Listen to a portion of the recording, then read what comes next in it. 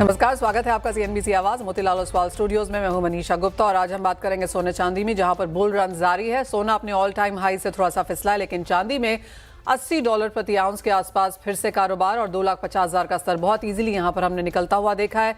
यहां से आगे किस तरह की स्थिति रह सकती है, इस पर करेंगे चर्चा। साथ ही बात करेंगे यहां पर मेटल्स की, क्योंकि अपर सर्किट पे आज कॉपर और निकल दोनों ही कारोबार करते हुए नजर आए हैं। कॉपर ऑल टाइम हाईज पे कारोबार कर रहा है यहां पर एलएमई में, शंघाई में, इवन यूएस मार्केट्स में 5.9 के आसपास का कारोबार। तो मेटल्स में यहां पर किस तरह की तेजी आगे जाकर देखने को मिलेगी, इस पर होगी चर्चा। हमारे साथ जुड़ रहे हैं जीजेपीसी के चेयरमैन किरीट भंसाली और निर्मल मांग सिक्योरिटीज से कुणाल शाह। स्वागत है आपका कार्यक्रम में। किरीट भाई, आपसे शुरुआत कर लेते हैं और सबसे पहले प्राइसेस पर बात। $4550 प्रति आउंस हमने सोने के लेवल्स यहां पर आते हुए चेखे हैं। चांदी ऑल टाइम हाईज पर है 80 के आसपास। पहले तो आपका प्राइसेस को लेकर क्या व्यू है? बहुत ज्यादा यहां पर प्राइसेस चढ़ चुके हैं, क्या आगे जाकर तेजी जारी रह सकती है? मनीषा, ये जो लगातार तेजी है, उससे जो इन्वेस्टर है और जिनके पास स्टॉक है, वही लोग खुश है। मैं अपने क्षेत्र की बात करूं तो भारी गिरावट है सेल्स में।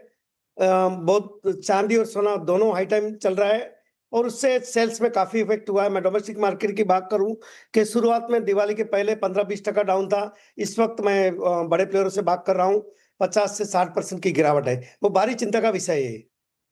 50 से 60% की गिरावट आप ज्वेलरी सेल्स में यहां पर आता हुआ देख रहे हैं किरीट भाई? सॉरी, 50 से 60% की गिरावट ज्वेलरी सेल्स में आप देख रहे हैं?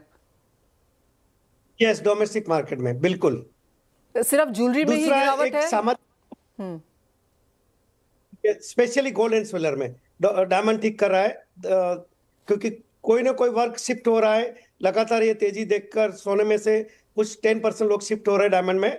तो डायमंड में मैं कुछ वृद्धि देख रहा हूँ, मगर गोल्ड और सिल्वर पर भारी इफेक्ट दिख रहा है।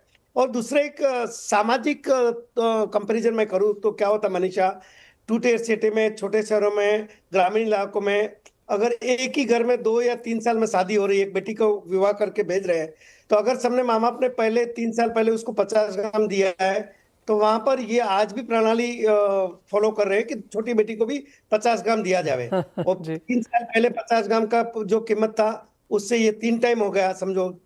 तो वो अर्थव्यवस्था में उनके बैलेंस शीट में भी काफी तकलीफ हो रही है। और एक ताना माना भी होता है कि भाई बड़ी बेटी को 50 ग्राम दे रहे हैं, छोटी को 20 दे रहे हैं। तो वो सारा जो सोशल डिस्टेंस है वो भी देखने मिल रहा है। एब्सोल्युटली।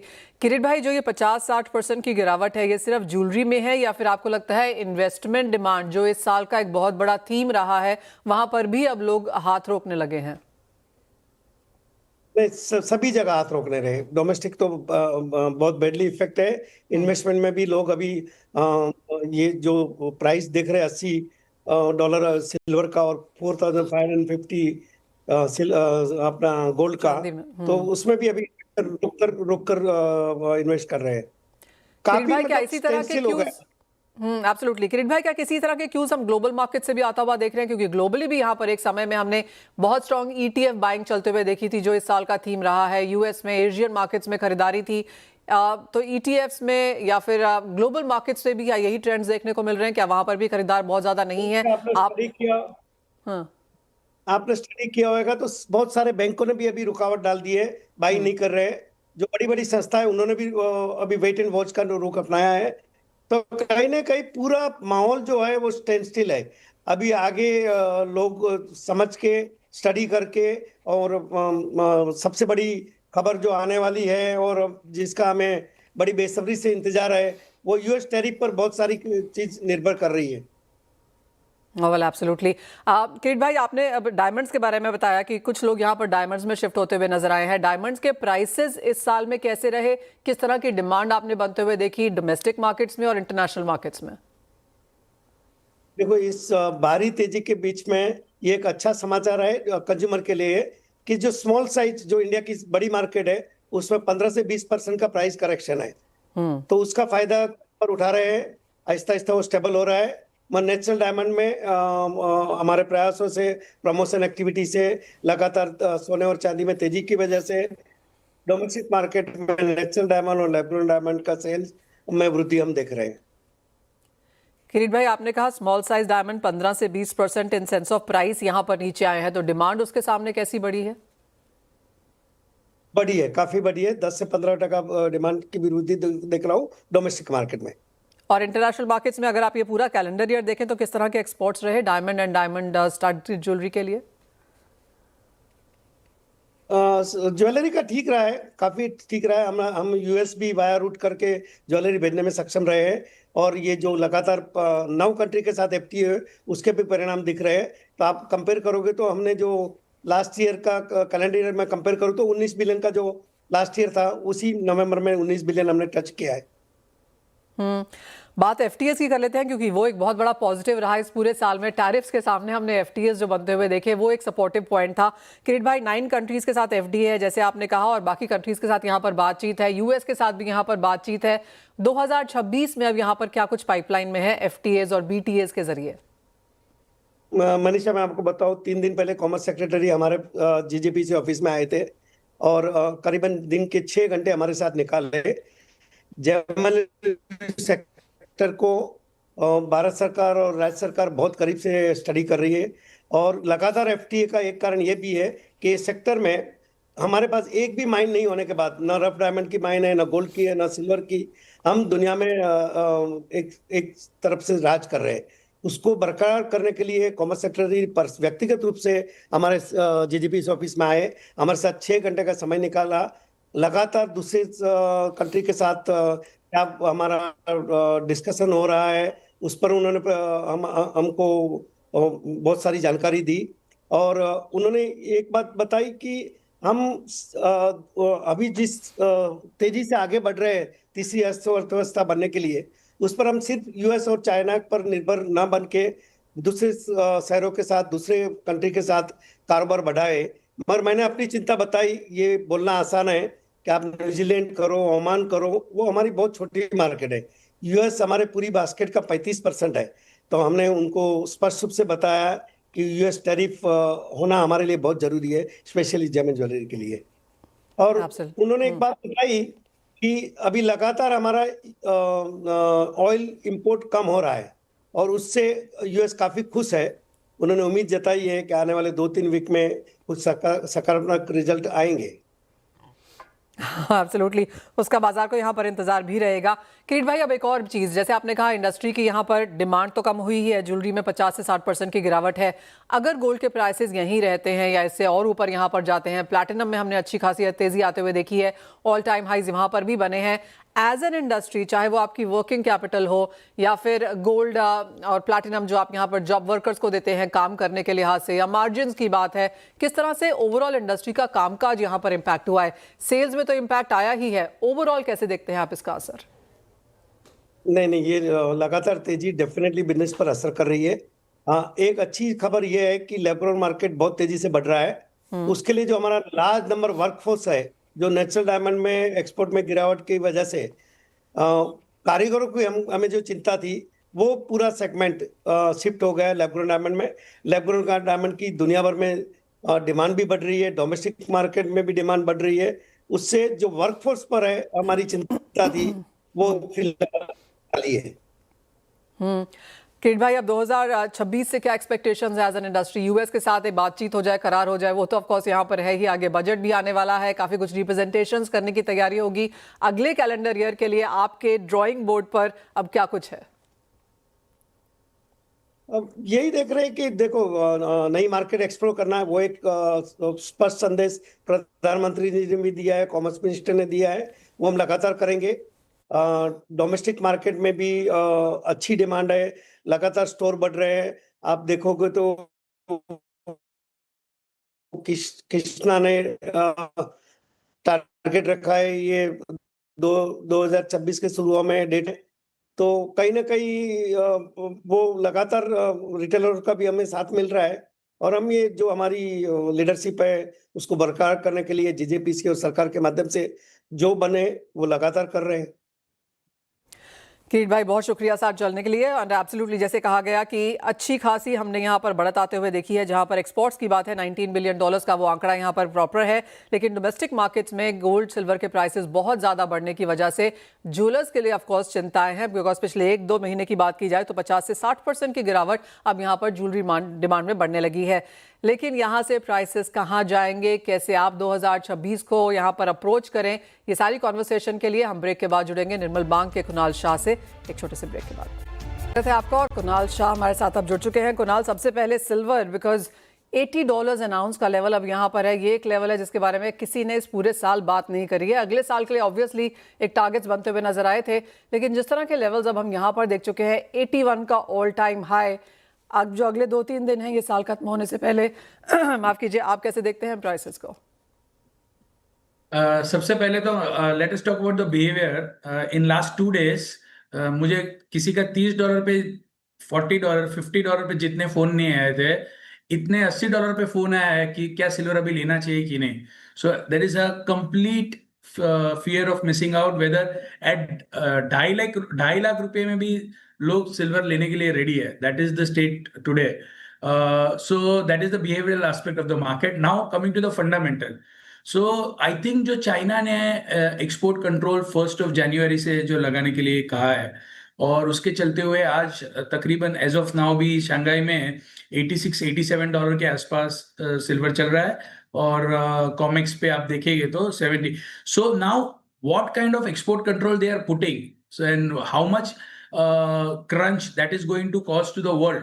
सो फंडामेंटली कोई मंदी वाला बात नहीं है सिल्वर में, but the entire pricing power is shifting to the China, क्योंकि अगर वो लोग एक्सपोर्ट पे कंट्रोल, सेकंड लार्जेस्ट प्रोड्यूसर है और मेजर एक्सपोर्टर है पूरे वर्ल्ड के लिए, तो अगर वो लोग ही डिसाइड करेंगे कि कितना किसको देना है, उसका लाइसेंस आपको लेना होगा सिल्वर लेने के लिए चाइना से आपको, तो अगर ऐसा सिनारियो है तो इसमें कैसे मतलब आप प्राइस प्रिडिक्ट कर पाओगे कि ये कितना ऊपर जाएगा कि नहीं, बिकॉज सप्लाई कंट्रोल करके बैठा है चाइना।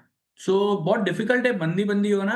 $75-70 ये सब बॉटम लग रहा है शॉर्ट टर्म के लिए। एग्रेसिव बाइंग डेफिनेटली नहीं करनी चाहिए, स्ट्रिक्ट स्टॉप लॉस के साथ करना चाहिए किसी को करना है तो। फंडामेंटली कोई नीचे जाने वाली जगह नहीं है, पर it is at this level any छोटा सा प्रॉफिट टेकिंग। आज जैसे हमने प्री मार्केट कॉमिक्स पे मॉर्निंग में देखा था, $82.5 पे सिल्वर ट्रेड कर रहा था। Within a span of 15 minutes, it went down to $75.80. And from 75.80, we are again back to $81. So ये जो डे ट्रेडर है, इनको तो डे ट्रेडिंग करना ही नहीं चाहिए सिल्वर में। आई think it's out of question, day trading is out of question. जो इन्वेस्टर है जिनको फिजिकली यूज करना है, उनको मेरा ऐसा मानना है कि शॉर्ट टर्म में ये $70 के नीचे अभी इमीडिएटली नहीं जाएगा, और अपसाइड में एक बार फिर से ऊपर में $85-86 फिर से पैनिक में, because to match that difference between Comex and Shanghai that can take place. So ये रेंज रहेगी सिल्वर में, बाकी कोई बोल्ड फोरकास्ट नहीं है ये लेवल पे। I can understand. कुणाल, जिस तरह की ये मार्केट रही है, आप कहेंगे कोई शॉर्ट्स यहाँ पर क्रिएट करने की किसी की हिम्मत ही नहीं है, और लॉन्ग्स की बात भी अगर यहाँ पर की जाए तो स्मॉल वॉल्यूम्स में बड़े मूव्स यहाँ पर आते हुए नजर आए हैं। देखिए, शॉर्ट क्रिएट करने में प्रॉब्लम सबसे बड़ा यही है कि जब मार्केट में शॉर्टेज है, और वो शॉर्टेज में चाइना बोल रहा है कि मैं एक्सपोर्ट, मैं डिसाइड करूंगा किसको माल देना है, मैं एक्सपोर्ट लाइसेंस इश्यू करूंगा, सो और शॉर्टेज क्रिएट कर रहा है, तो ऐसे में शॉर्ट क्यों करना है। सो इवन दो प्राइसेस नीचे जाता है, उसको जाने देना चाहिए, कभी भी वॉलेटिलिटी आती है, बट शॉर्ट जाना is not the intelligent thing, because this market is getting cornered by China. The pricing power is shifting to China. जो एलबीए में, जो कॉमिक्स में प्राइसिंग पावर था, वो पावर चाइना के पास जाता हुआ नजर आ रहा है। तो चाइना क्या करेगा वो डिसाइड करेगा, वो depending on that you will see the prices behaving. If China ये महीने में समझो प्राइसेस $90 हो गए चाइना में, और चाइना एक्सपोर्ट लाइसेंस इश्यू करता है और कोई बाहर नहीं आता है, तो चाइना को प्राइसेस नीचे ही करना पड़ेगा।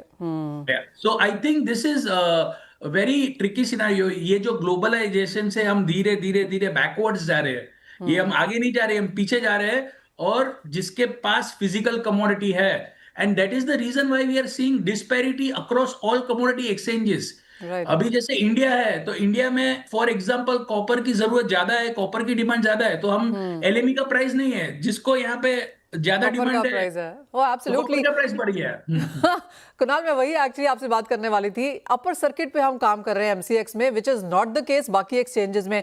और अगर आप वाईटीडी प्राइसेस भी अगर देखें तो 50% की तेजी हमने यहाँ पर एलएमई और कॉमेक्स में आते हुए देखी है, लेकिन इंडियन मार्केट्स में एमसीएक्स कॉमर्स 70% चढ़ चुका है। तो क्लियरली हमने एमसीएक्स में एक आउट परफॉर्मेंस यहाँ पर बनते हुए देखी है। कुणाल, प्राइसेस जहां भी जा रहे हैं, आई रिमेंबर आप लगातार कहते रहे कि COMEX is the new copper is the new gold, लेकिन अगर आप डिटेल में रिपोर्ट्स भी यहाँ पर अगर पढ़ें, जो आपने पढ़ी होंगी, कि ऑन पेपर गाइडेंस कम है, ऑन ग्राउंड अभी भी कॉपर है।